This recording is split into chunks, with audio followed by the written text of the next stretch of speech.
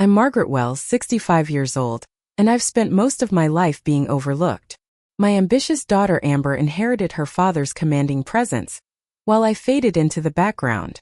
For decades, I accepted invisibility as my destiny, until those cutting words at Thanksgiving. Some people are just born to be invisible. I smiled faintly, swallowing my pain, never revealing the secret that would soon change everything. Before I tell you how I showed my daughter who I really am, let me know where you're watching from and subscribe if you've ever felt invisible too. The moment she realized her mistake changed everything. I grew up in Cedar Rapids, Iowa, in a modest two-bedroom home with parents who worked hard but never quite noticed my academic achievements. When I brought home straight-A report cards, my father would nod absently while my mother would say, "That's nice, dear," before turning back to my brother's B- in football practice. My valedictorian speech received less attention than my cousin's third-place finish at the state fair pie contest. Invisibility wasn't something I chose, it was a cloak others placed upon me. In college, I flourished in the computer science department, one of only 8 women in a class of 90 students. My professors recognized my talent, especially Dr. Eleanor Wilson, who became my mentor and friend. For those 4 years I felt truly seen. I graduated summa cum laude with job offers from 3 major technology companies. Then I met Richard. Richard Wells swept into my life like a hurricane. Charismatic, ambitious, and utterly captivating. He worked in finance and had a 5-year plan that would take him to the top of his industry.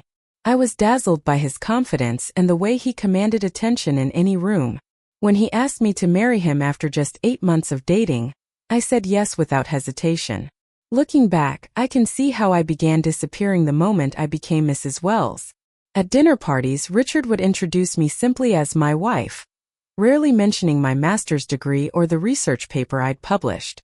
When I did speak up about technology trends, he would smoothly redirect the conversation, sometimes with a gentle pat on my hand that guests found endearing but which silently communicated, "Not now, dear." When I became pregnant with Amber, Richard suggested I put my career on hold to focus on our family. It made sense at the time.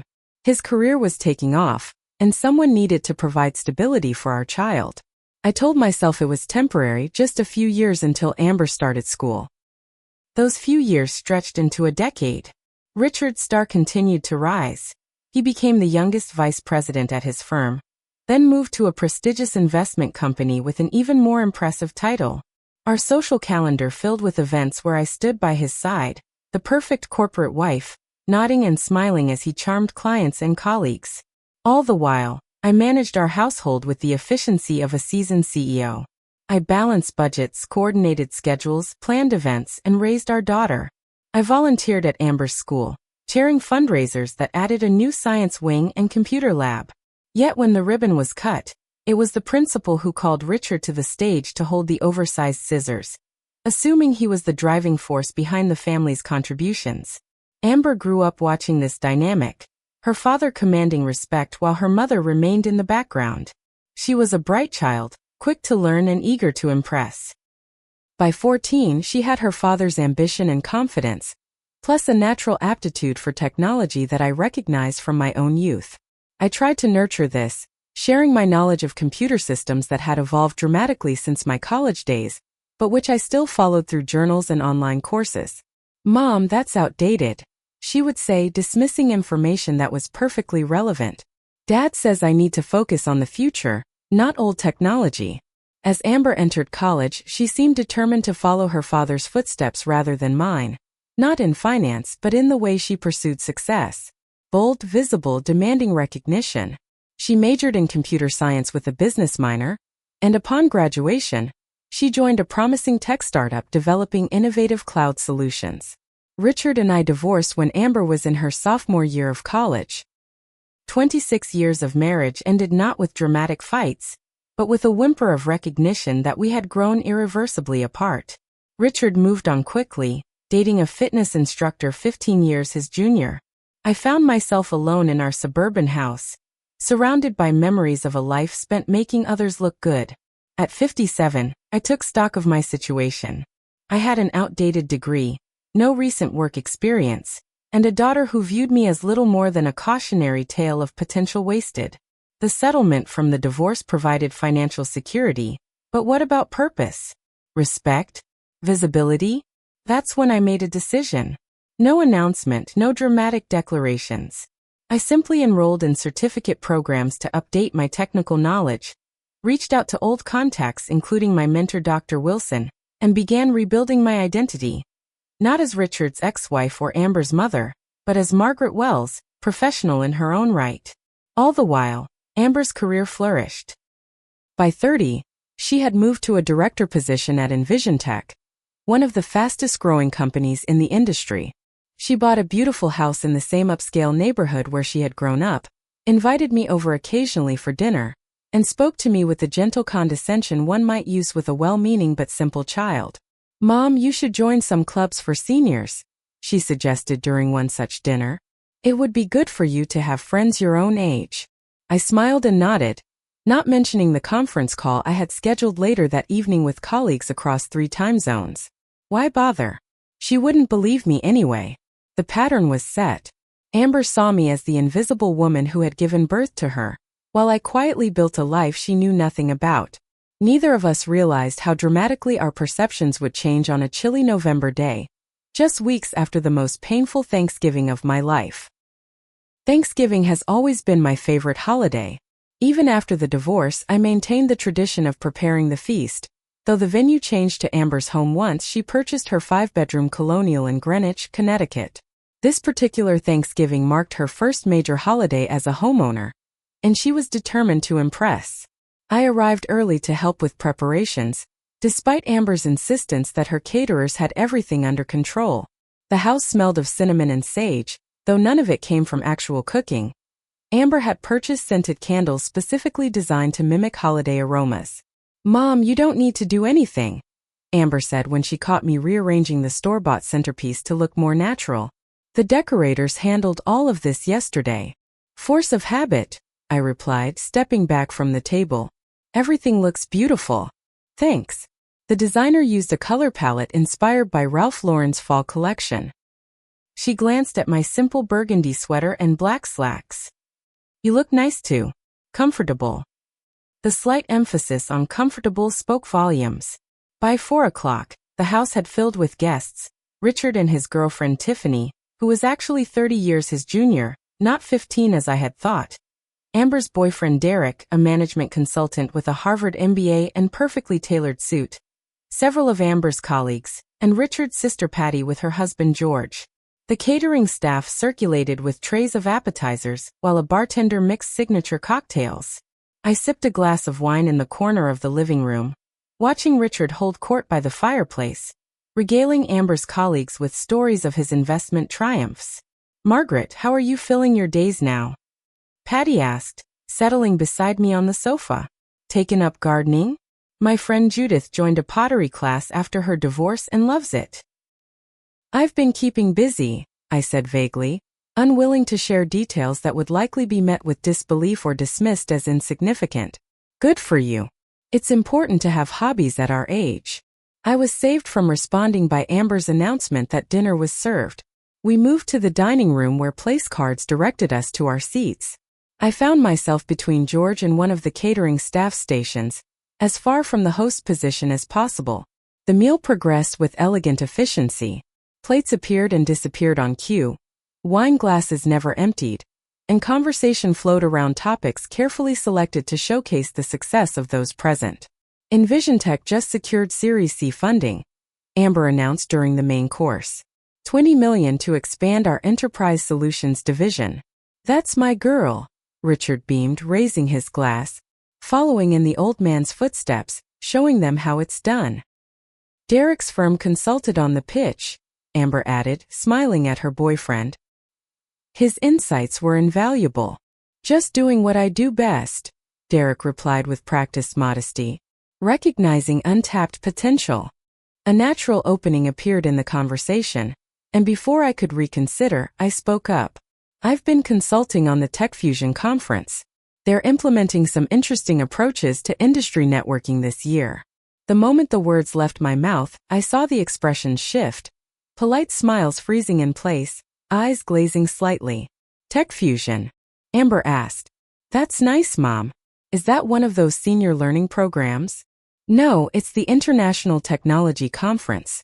I've been working with the organizing committee on. Mom thinks she's keeping up with technology, Amber interrupted with a laugh, addressing the table. She takes these online classes sometimes. Good for you, Margaret, Richard said with the same tone he might use to praise a child for a crayon drawing. Keeping the mind active is important at your age. I tried again. Actually, I've been implementing a new approach to the conference structure that. Mom, Amber cut in sharply, her smile thinning. Stop pretending. You will never be important. Some people are just born to be invisible. The table fell silent. Richard looked momentarily uncomfortable but said nothing. Derek studied his wine glass with sudden interest. Amber, Patty finally gasped, but her mild rebuke came too late. The words hung in the air, perfectly articulating what everyone present believed about me. I felt a familiar pain bloom in my chest, the same ache I'd carried through decades of being overlooked, underestimated, and dismissed. I gave a faint smile and took a sip of water to swallow the hurt. 20 years ago, I might have excused myself to cry in the bathroom. 10 years ago, I might have changed the subject to something safe and uncontroversial.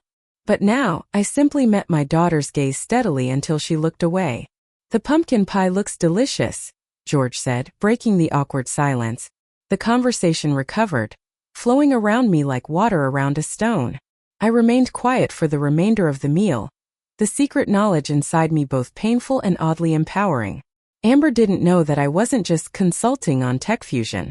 After the previous director suffered a heart attack, I had been appointed executive director of the entire event, the most prestigious technology conference in North America, attracting over 15,000 industry leaders, innovators, and investors annually.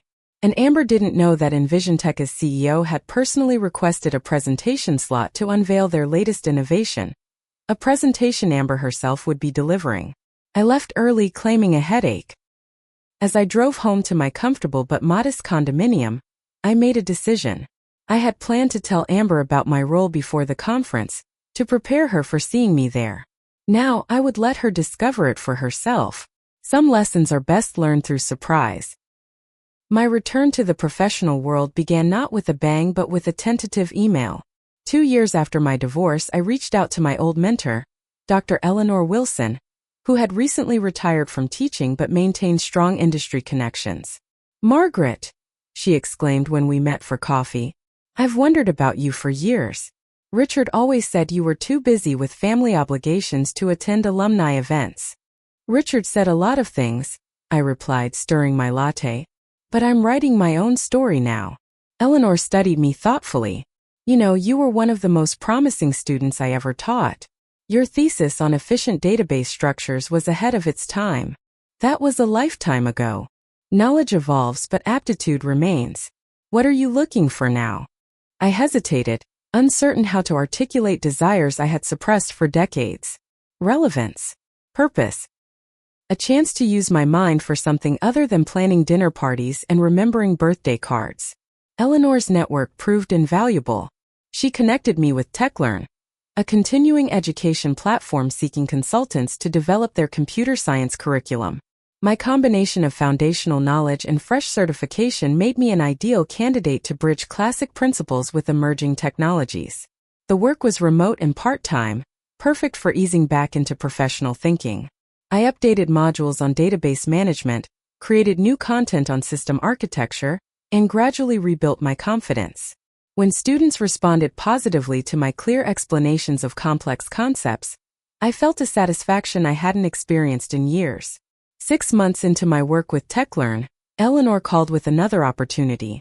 The TechFusion conference needs help with their program structure.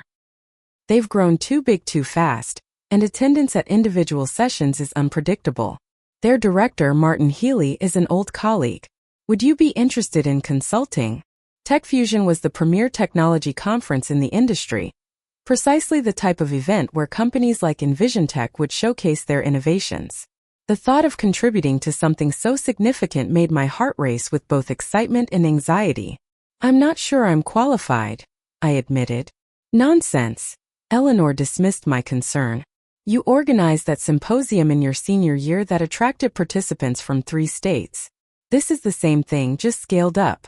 She wasn't entirely wrong. Throughout my years as a corporate wife and community volunteer, I had organized countless events, fundraisers, galas, school functions. I had coordinated hundreds of moving parts while making it look effortless. The principles weren't so different for a professional conference. Only the content changed. Martin Healy, TechFusion's executive director, was initially skeptical of Eleanor's recommendation. No recent industry experience? He questioned during our first video call. True, I acknowledged. But I bring fresh eyes to your structural problems. Sometimes an outsider perspective is exactly what you need. He gave me a chance, assigning me to analyze the previous year's attendance patterns and recommend improvements. I threw myself into the data, identifying overlapping interests, scheduling conflicts, and missed opportunities for meaningful connection. The report I delivered 3 weeks later impressed not just Martin but the entire organizing committee. My recommendations weren't merely theoretical. I included implementation plans, contingency options, and ROI projections. This is remarkably thorough, Martin said during the committee meeting. Where have you been hiding, Margaret? In plain sight, I replied. Just invisible to most people. My role expanded quickly. From scheduling consultant to program coordinator to assistant director, each promotion bringing new responsibilities and challenges. I worked remotely most of the time, but flew to Boston monthly for in-person meetings.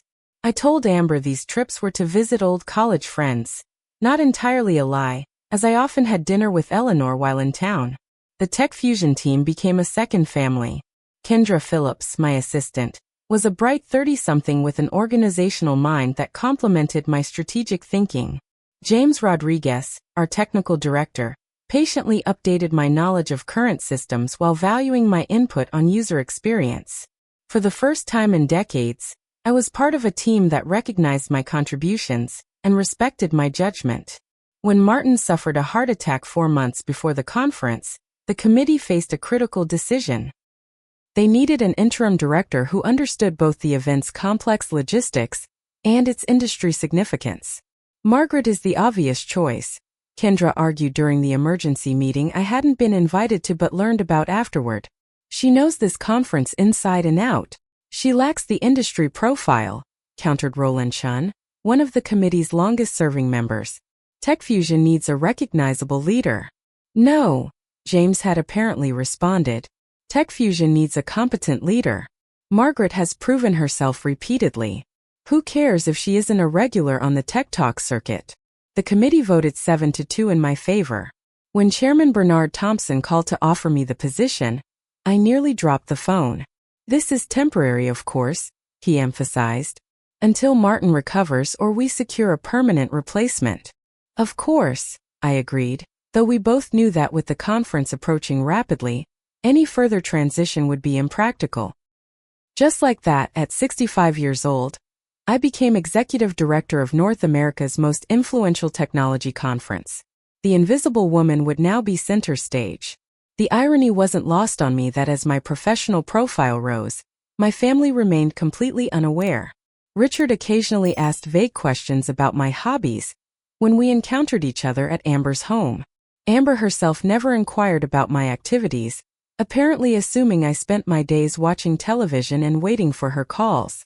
I considered telling them several times, particularly as the conference approached. I even drafted an email to Amber explaining my role, but something held me back.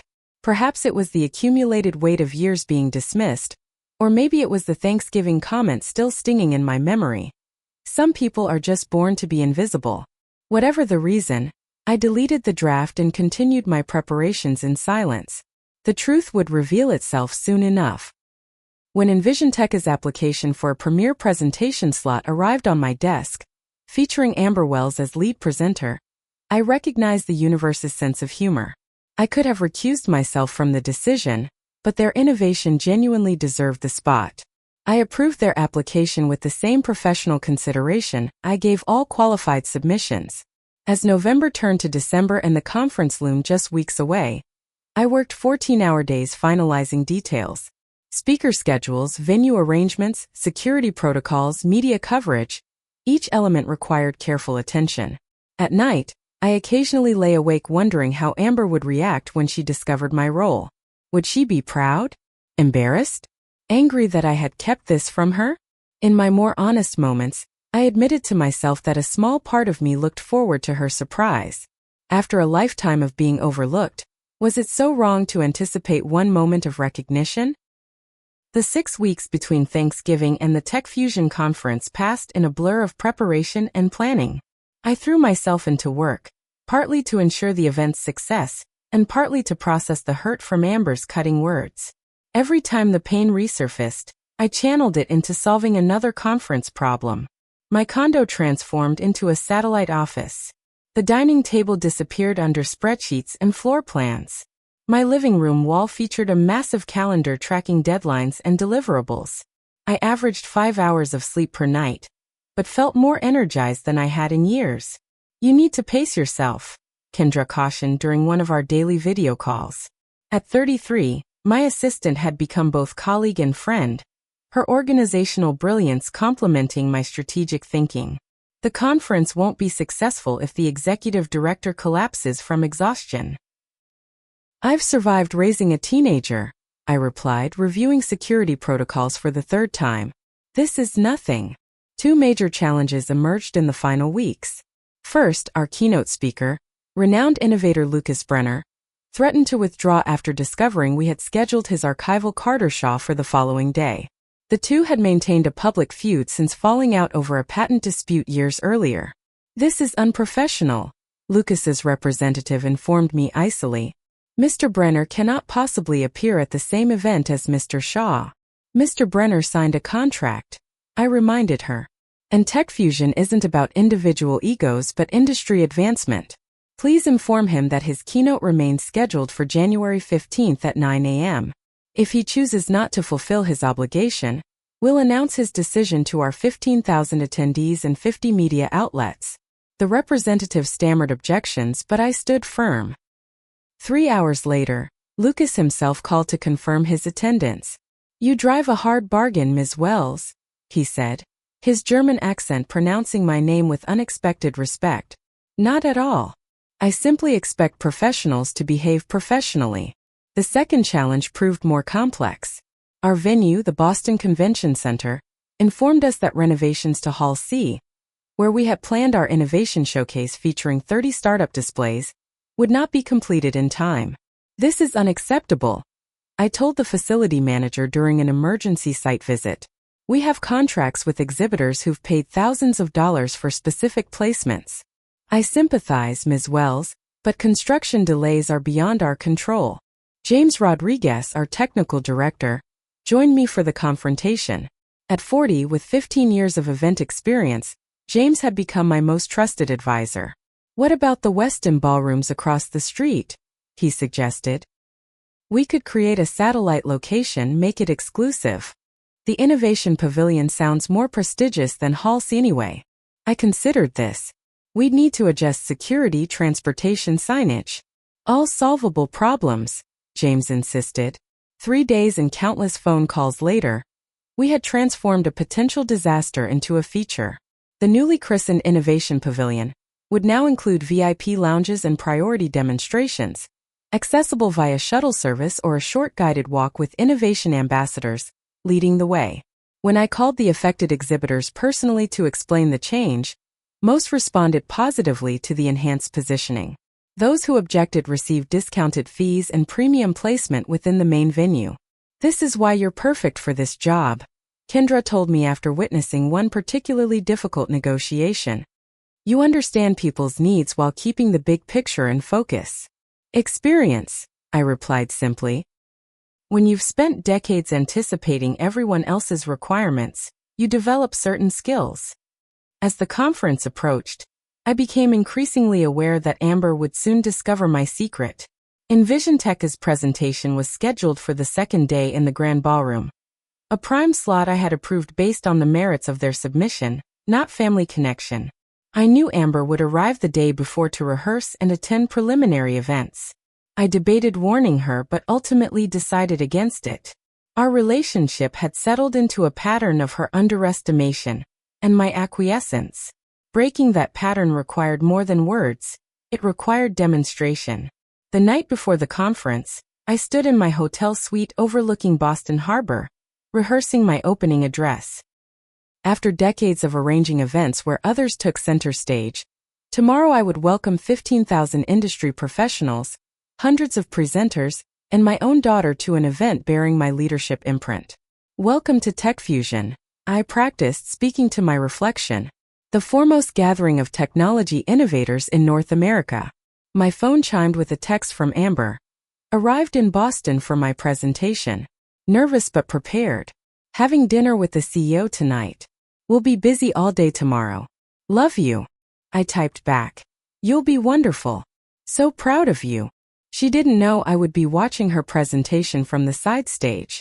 She didn't know I had personally approved the lighting and sound specifications for her session. She didn't know that the introduction she would receive came from talking points I had edited.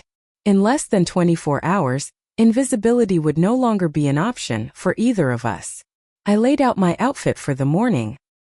A tailored navy suit with subtle silver pinstripes, a silk blouse in deep teal, and the pearl necklace my mother had given me for my college graduation. Professional, authoritative, but still authentically me. Sleep came fitfully that night, my mind cycling through contingency plans and schedule details. At 5 a.m., I gave up trying and began preparing for the day that would change everything. I arrived at the Boston Convention Center at 6:30 a.m., 2.5 hours before the official opening.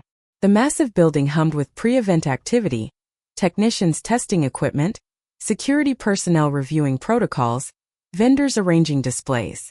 Everyone moved with purpose, following the comprehensive plans we had developed over months of preparation. Good morning, Ms. Wells. The security team leader greeted me at the staff entrance. All access points are secured and badging stations are operational. Thank you, Robert.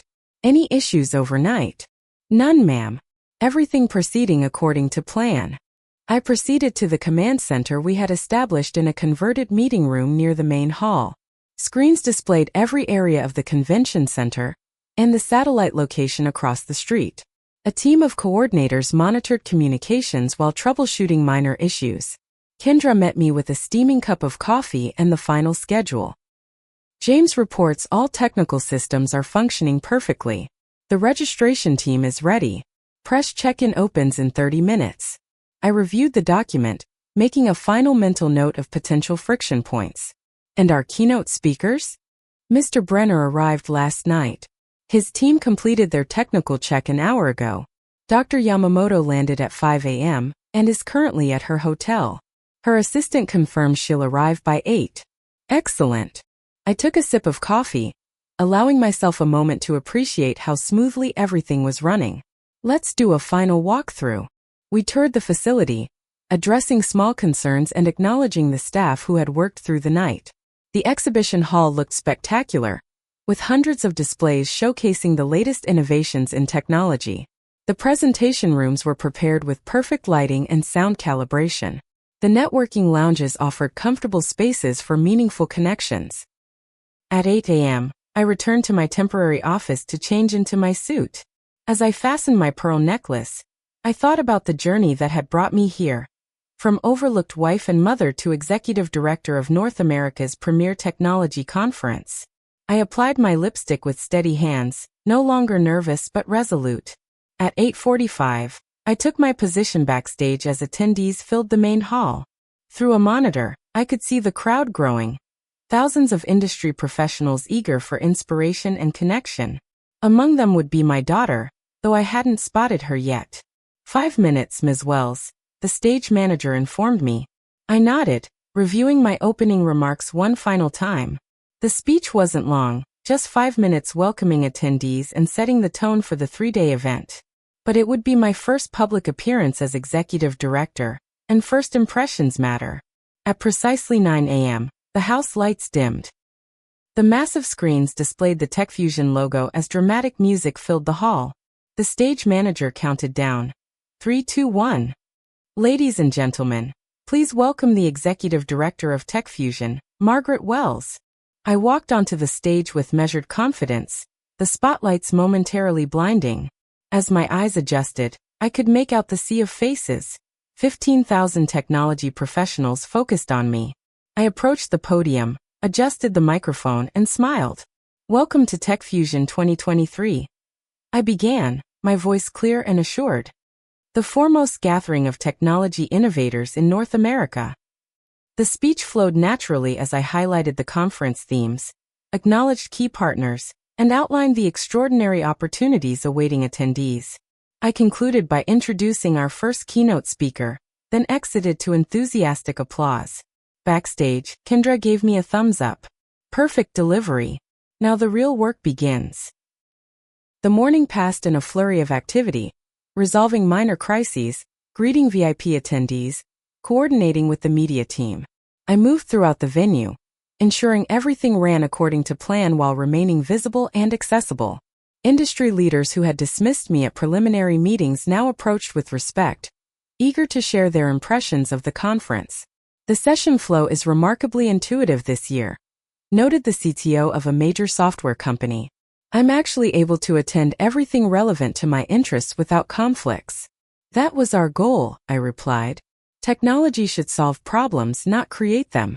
We applied that philosophy to the conference itself. Shortly after noon, as I consulted with the team managing the Innovation Pavilion, Kendra appeared with an urgent expression. EnvisionTech's team has arrived for their technical check, she informed me. They're in the grand ballroom now. My heart quickened.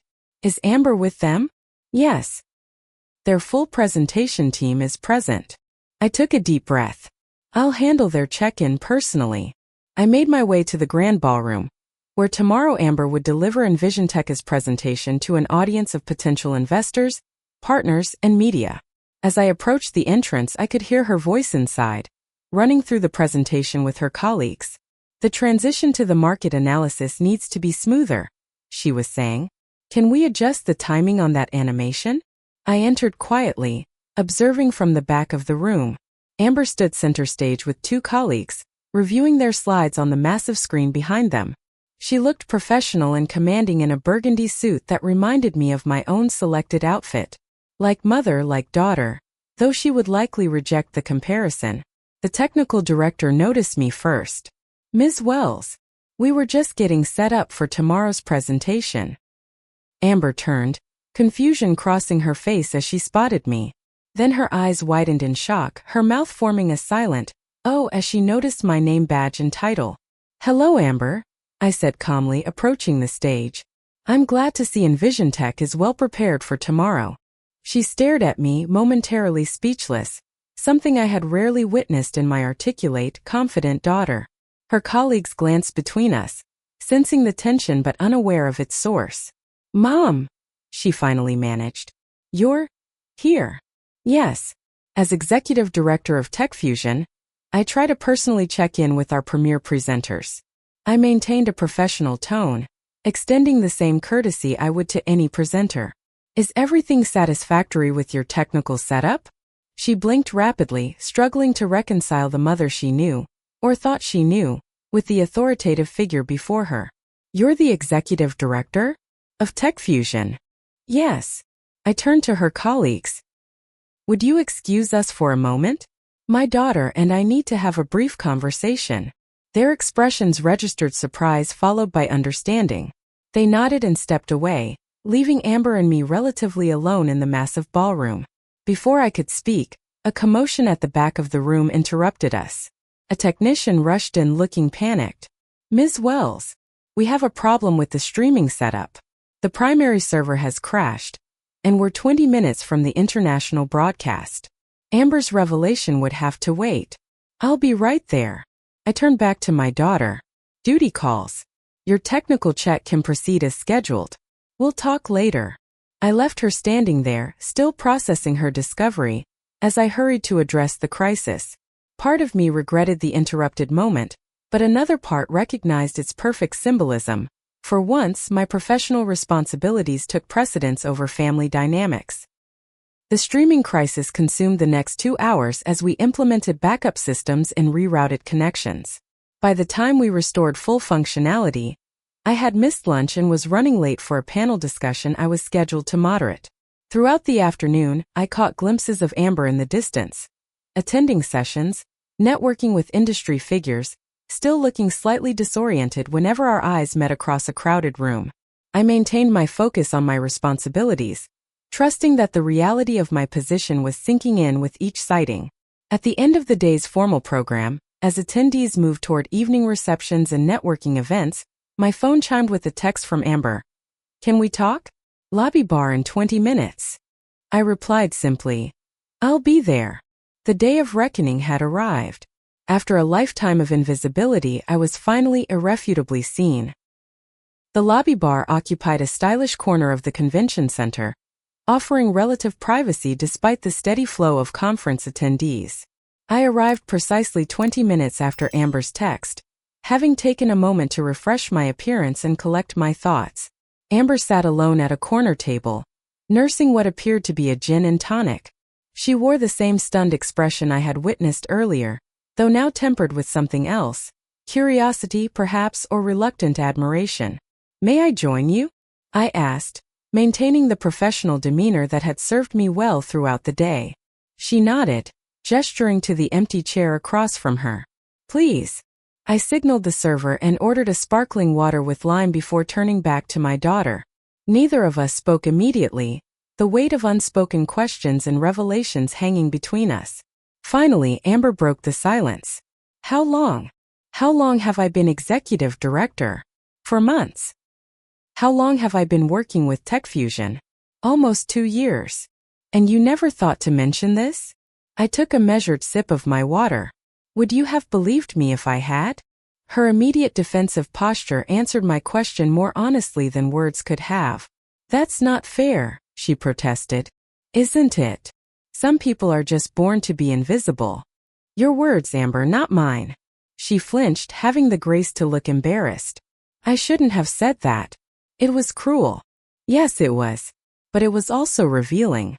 It showed exactly how you see me, how you've always seen me. A background character in the story of your life, not someone with her own narrative." "That's not true," she objected, but her voice lacked conviction. "Isn't it? When was the last time you asked me about my interests, my activities, my goals? You assume I spend my days waiting for your calls, grateful for whatever attention you can spare." The server returned with my sparkling water, providing a brief respite from the intensity of our conversation. When he departed, Amber leaned forward, her expression more vulnerable than I had seen in years. "I don't know what to say, Mom. I'm shocked. I had no idea you were capable of this." She gestured vaguely toward the conference materials visible throughout the lobby. "That's the problem, Amber. You never considered what I might be capable of because you never looked beyond your preconceptions. You inherited your father's tendency to see people as supporting characters in your own story." She took a long sip of her drink, processing my words. "Why keep it a secret? Why not tell me?" I considered this question carefully. At first, I wasn't sure I would succeed. The technology industry has changed dramatically since my college days. Then, as I gained confidence and responsibility, I realized something important. I needed to prove myself to myself, not to you or your father or anyone else. But still, after I became executive director, you made it abundantly clear at Thanksgiving that you viewed me as inherently invisible. At that point, I decided a demonstration would be more effective than an announcement. A flash of recognition crossed her face. "Is that why EnvisionTech got the premium presentation slot? Because of me?"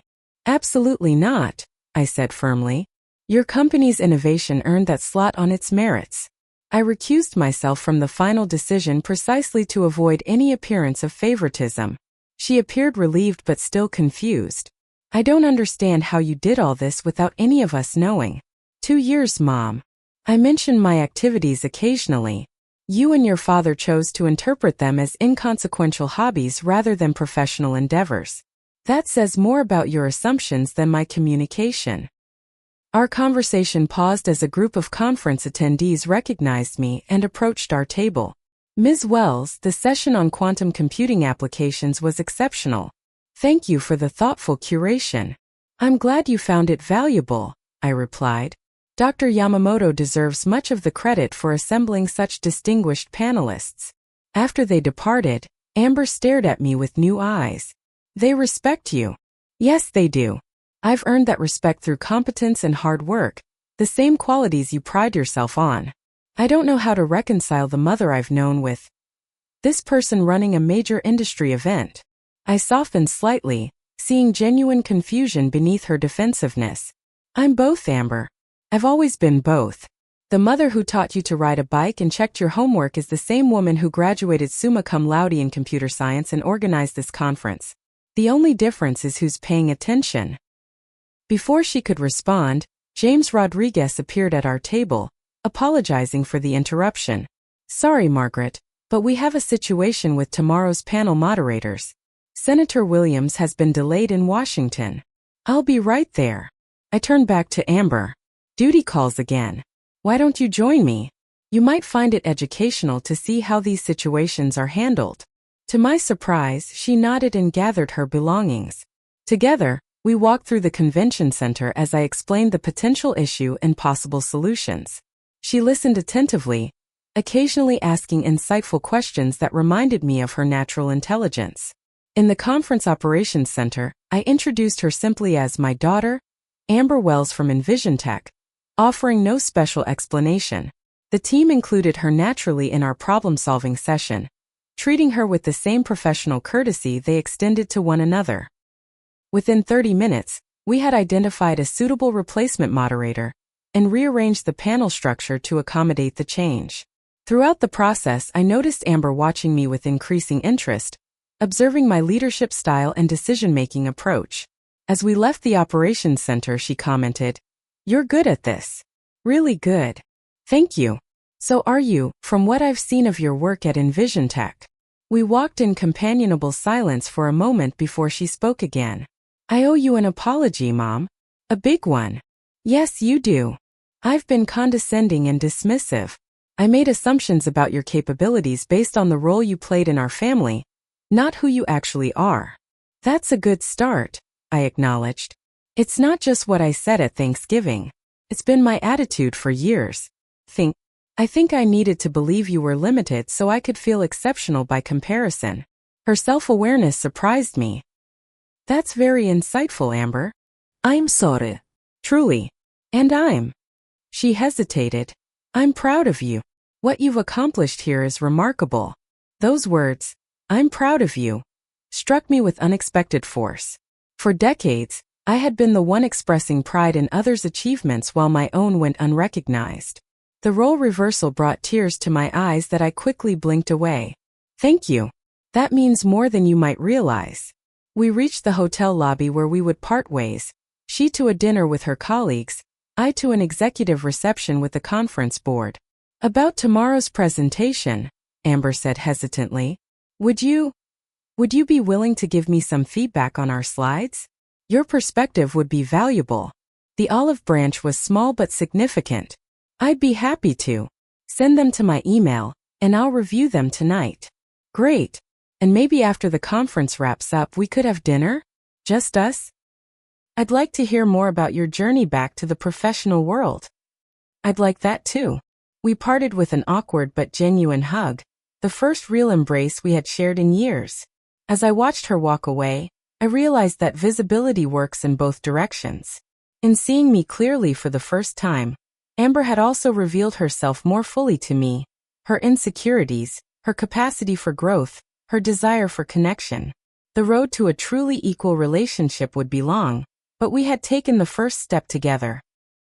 TechFusion concluded 3 days later with record attendance and overwhelmingly positive feedback. The innovative structure I had implemented received particular praise, with attendees reporting more meaningful connections and fewer scheduling conflicts than in previous years.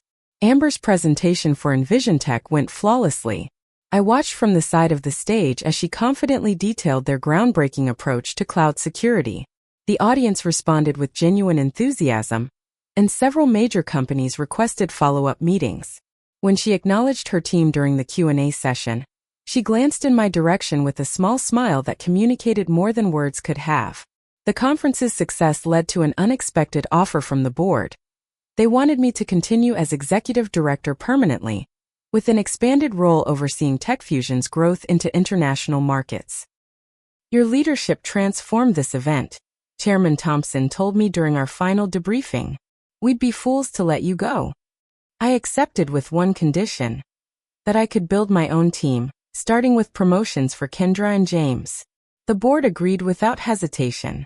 1 week after returning home, I hosted a dinner at my condo. The guest list was small but significant. Amber, Richard, and Eleanor Wilson, my mentor who had helped restart my career. I spent the afternoon preparing my grandmother's lasagna recipe and a salad with homegrown herbs, the same meal I had made for countless family dinners that had gone unappreciated. Richard arrived first, bearing an expensive bottle of wine and palpable curiosity. He had called twice since the conference, each conversation awkward with unasked questions. Margaret, he greeted me with an air kiss that missed my cheek by several inches. Your place looks cozy. I thanked him for the wine and directed him to the living room, where photographs from TechFusion now shared space with family pictures. He gravitated toward them immediately, studying images of me with industry leaders and celebrities who had attended the conference. These are really something, he commented, his tone suggesting he still couldn't quite believe the evidence before his eyes. Eleanor arrived next, her embrace warm and genuine. At 78, she remained sharp as ever, her eyes bright with intelligence and humor. The woman of the hour, she declared, presenting me with a small gift box. Inside lay a beautiful fountain pen engraved with my initials. For signing your next big contract. Amber came last, bringing flowers and an uncharacteristic nervousness. She had called several times since the conference, our conversations gradually evolving from awkward to comfortable as we established a new dynamic. Once we were all seated with drinks, Richard broke the tension with his usual directness. So, Margaret, were you planning to tell me about your secret career? Or was I supposed to read about it in the Wall Street Journal? He attempted a joking tone that didn't quite land. The journal hasn't called yet, I replied evenly. But to answer your question, no, I wasn't planning to tell you. Why would I? He looked taken aback. Well, we were married for 26 years. We have a daughter together. Yes, and during those 26 years, you showed remarkably little interest in my intellectual capabilities or professional potential. Why would that change after divorce? Eleanor suppressed a smile behind her wine glass while Amber studied her salad with sudden fascination. Richard shifted uncomfortably. That's not entirely fair, Margaret. I always supported your volunteer work. You permitted it, I corrected. As long as it didn't interfere with your needs or reputation. That's not the same as support. Mom, Amber interjected gently. Maybe we could focus on the present? Your success at TechFusion is something we should celebrate, not use as ammunition. I nodded, appreciating her attempt at peacemaking while noting the irony.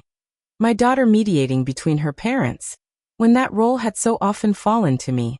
You're right. The past is instructive but not definitive. I raised my glass. To new beginnings and clearer vision.